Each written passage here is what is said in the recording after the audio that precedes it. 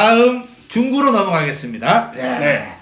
중구는 아까 현역 예, 판단했으니까 중구는 말씀을 드리면 현역이 이은건 의원님이 자유한국당의 이은건 의원님이 계시죠. 내년에 재선을 위해서 지금 뭐 당내선 사실 경쟁자가 없으시죠, 당연히. 경쟁자가 없으신데 이은건 의원님이 중구 청장도 하시고 아주 탄탄한 그런 입지를 가지고 계시죠. 그렇죠. 청장하고 국회의원까지 하고 다 한 거야, 할 거. 예, 다 하신 거죠. 그렇죠. 그래서 또 소탄하시기 때문에 굉장히 유력하게 거론이 되고 아마 특별한 문제 없으면 하는데 아마 이런 문제도 있어요.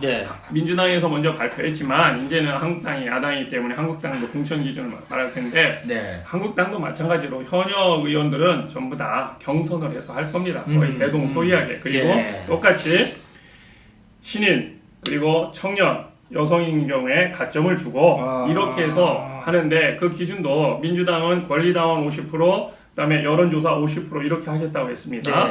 네, 한국당도 아마 그거하고 대동소이하게 갈 겁니다. 실제 사무가 할 것인지 어떻게 할 건지. 그래서 이런 걸 하기 때문에 현역 의원님이라고 해서 그냥 전략 공천을 하거나 뭐 이렇게 되지는 않으리라고 봅니다. 그러면 여기에 또 보니까 전에 구의원 출신으로 조재철 전 중구의 의원님이 나도 도전해보겠다라고 해서 중도일보에 났어요. 글쎄요, 저도 그거 난 걸 보고 뭐 아마도 전화해보셨어요? 뭐 개인적인 전화는 하지 않았지만요. 중도일보에 난 걸 봤습니다.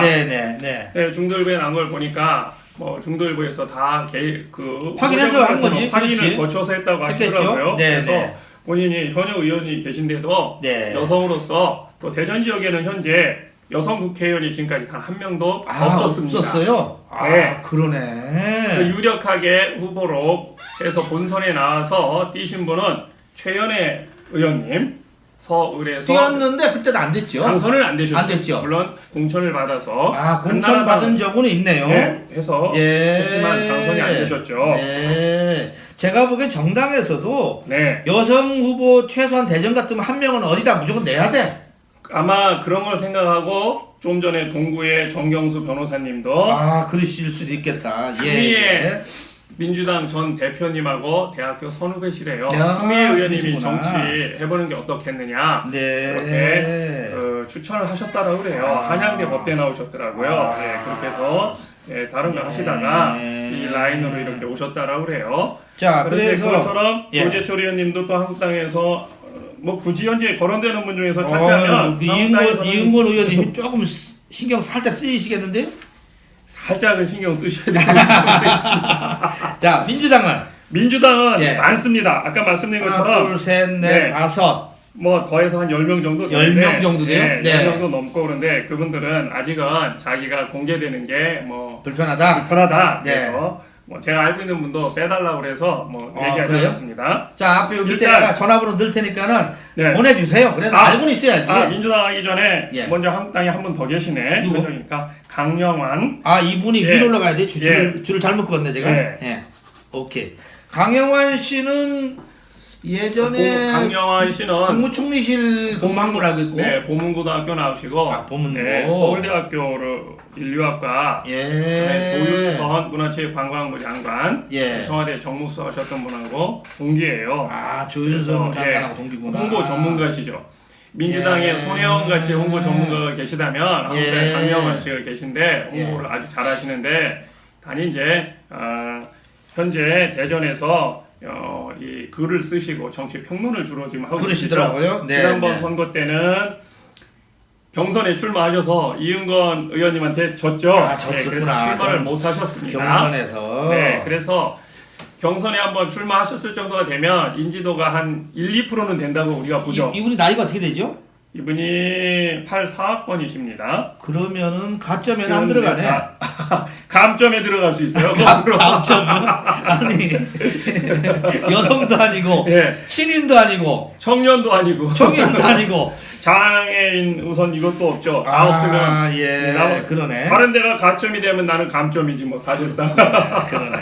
자, 강영환 씨도 아무튼 후보로 올라가고 이렇게 하셨다는 게 있기 때문에 앞으로 가능성이 있다 이런 말씀을 드리고 제가 또 강영환 씨라서 섭섭할지 모르겠는데 그렇다고 또 뭐 마이가리로 강 박사 이렇게 볼 수도 없잖아요. 예. 어디 뭐 술자도 아닌데. 다 박사라고. 예. 그래서 제가 직함을 알으면 제가 전화를 알아요. 통화를 해서 하도록 하고 민주당 송행수 위원장, 송행수 지역위원장님이 계시죠. 뭐 가장 앞서고 유리하신 상황이라고 할 수 있죠. 지역위원장을 맡고 계시니까. 그런데 뭐 여러 가지 말들이 있더라고요. 일단 송행수 위원장님은 그 이전에 대덕에서 출마하시겠다고 해서 대덕에서 준비를 하셨잖아요. 그래서 열심히 하시다가 대덕 갔었던가 이분이? 그럼요. 대덕에 박영순 시장님하고 경선 붙었어요 그때? 경선하고 하는 와중에 4명 나가서 떨어졌구나. 최명길 씨도 하고 했는데 그 당시에 대덕에는 인물군이 많다라고 그래서 중구에 인물군이 없다 해서 이분은 중구로 보내고 그러셨구나. 그다음에 최명길 의원은 유성구로 갔잖아요. 그래서 보면 지금 이렇게 하는 게 우리가 어떻게 보면 부질없는 짓일 수도 있습니다. 현역 의원은 자리를 옮기는 경우가 거의 없지만 현역 의원이 아닌 경우에는 자리를 옮겨서 다른 쪽으로 이렇게 보내거나 재배치되는 게 정당에서 부지기수예요. 당협위원장 옮기고 이것도 똑같은 거였어요? 아니요, 당협위원장 다 옮깁니다. 당협위원장 옮겼어요? 그리고 현역 의원도 옮깁니다. 지난번에 황우여 의원도 자기가 당 대표인데 본인도 그 옆에 지역으로 옮겨서 공천이 됐어요. 본인이 대표인데도. 민주당도 한국당도 그런 일이 부지기수로 일어납니다. 아무튼 송행수 변호사 그래서 당협위원장 대덕으로 가실지 그냥 여기서 하실지 일단 이게 퀘스천 마크시고 당협위원장인데 또 딴 데 간다고 얘기하면 안 되죠. 우선 여기 있다고 해. 아니 제가 어디를 자꾸 보내려고 그래요. 제가 말씀드리는 거는 객관적인 것을 말씀드리는 거고 우리 이제 요즘 크리에이터분께서는 주관적인 거를 좀 더 기대를 여기서 하시라 찍어서 해주시는 거야. 아니 성 교수님 얘기도 주관적이고 나도 주관이야. 뭘 또 객관을 하자. 그러면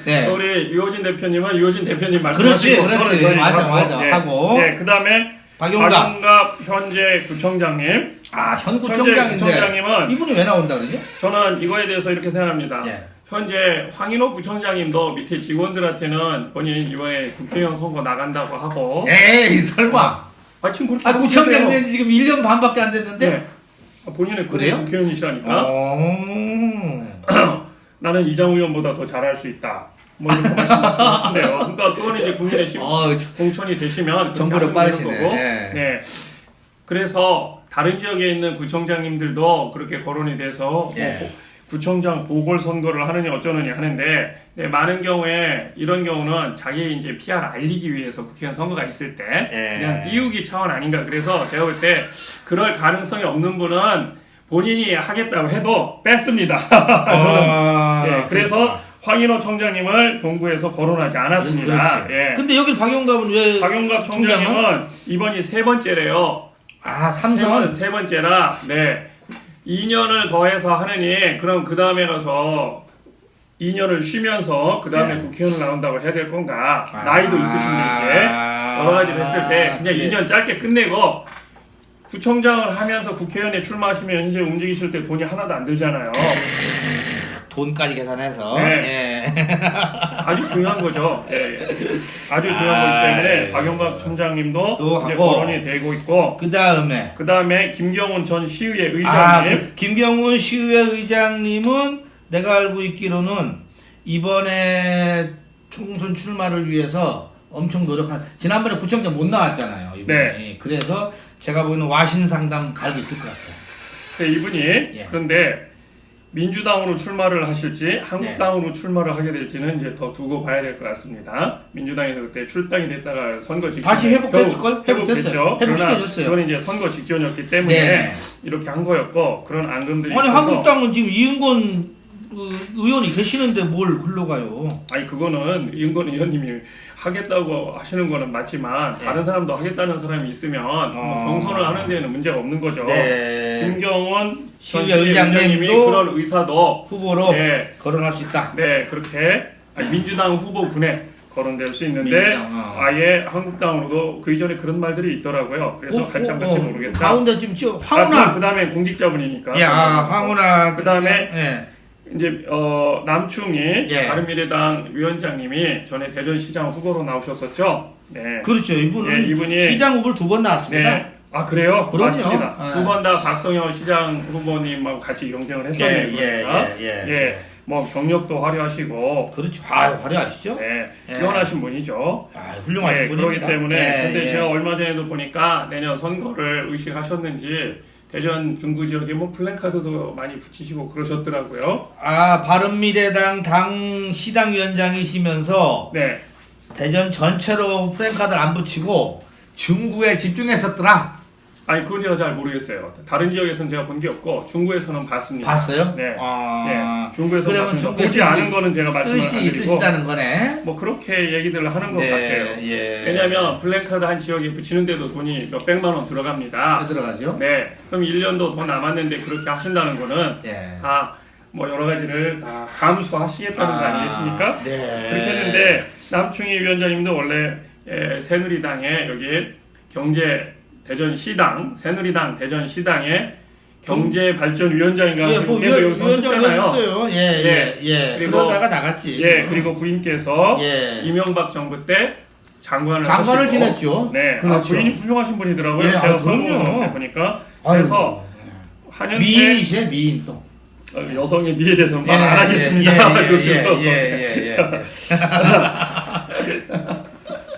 이제 바른미래당에서는 후보군에 거의 이제 근접하신 분이 그래도 유의미한 득표를 하실 수 있다라고 하는 분이 한현택 전 청장님과 남충희 전 후보님이신데 근데 이분들이 아까 한현택 동구에 구청장 하셨던 분과 똑같이 바른미래당으로 출마를 하실 수 있을지 없을지는 본인의 능력과 상관이 없습니다. 본인의 의사와 능력이 상관이 없고 그래서 합당이 되거나 뭐 어떤 형식으로 되는지 간에 이렇게 되면 그 안에 와서 경선을 하실지 아니면 그걸 거부하고 무소속으로 나가서 하실지 그건 뭐 우리가 아직은 얘기할 거 없고 근데 그 둘 중에 하나의 길을 어떤 길을 걸으실 건지 그거에 대해서는 뭐 말하기 어려운데 이분들은 출마를 하셨던 분이기 때문에 많은 경우에 보면 현역 의원이 자기가 가는 쪽에 현역 의원이 자기 생각에 약하다 생각하면 경선에 뛰어드시겠죠.